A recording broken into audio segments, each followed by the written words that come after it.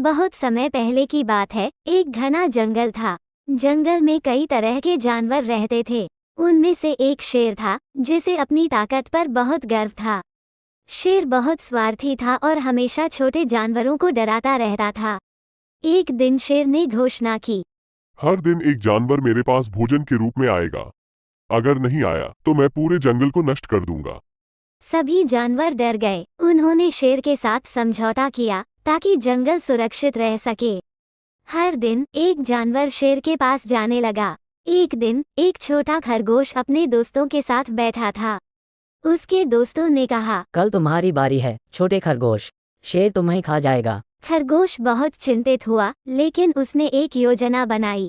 अगले दिन खरगोश ने अपने दोस्तों से विदा ली।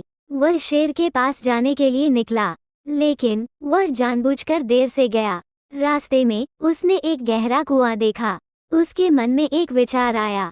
खरगोश कुएं के पास रुक गया और उसके अंदर झांकने लगा।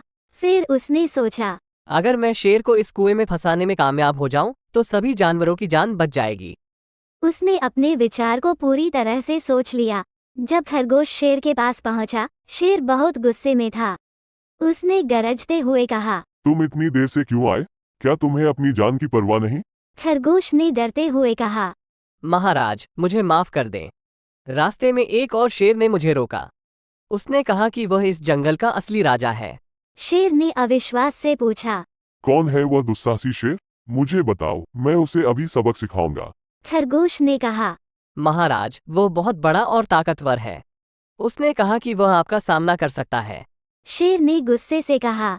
मुझे बताओ, वह कहाँ है? खरगोश ने कहा। शेर तुरंत तैयार हो गया और खरगोश के साथ चल पड़ा। खरगोश शेर को कुएं के पास ले गया। उसने कहा, महाराज, वह शेर इस कुएं में है। आप स्वयं देख सकते हैं। शेर ने कुएं में झांका। उसने पानी में अपनी ही परछाई देखी और सोचा कि वह दूसरा शेर है। शेर ने गरजते हुए कहा, तुम मुझसे मुकाबला करोगे? मैं तुम्हें अभी सबक सिखाऊंगा। उसने अपने पंजों से कुएं में वार किया, लेकिन उसका संतुलन बिगड़ गया और वह कुएं में गिर पड़ा। शेर के कुएं में गिरते ही खरगोश ने राहत की सांस ली। उसने सोचा, अब जंगल सुरक्षित है। वह खुशी खुशी अपने दोस्तों के पास लौट आया। उसने सबको शेर की मूर्खता और अपनी चतुराई की कहानी सुनाई। जंगल के सभी जानवरों ने खरगोश की बहादुरी और चतुराई की प्रशंसा की। उन्होंने उसे अपने नेता के रूप में मान्यता दी।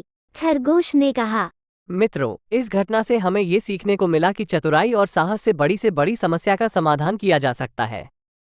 हमें हमेशा मिलकर रहना चाहिए और एक दूसरे की मदद करनी चाहिए। खरगोश की बहादुरी का जश्न मनाया गया। जंगल में फिर से शांति और खुशहाली लौट आई।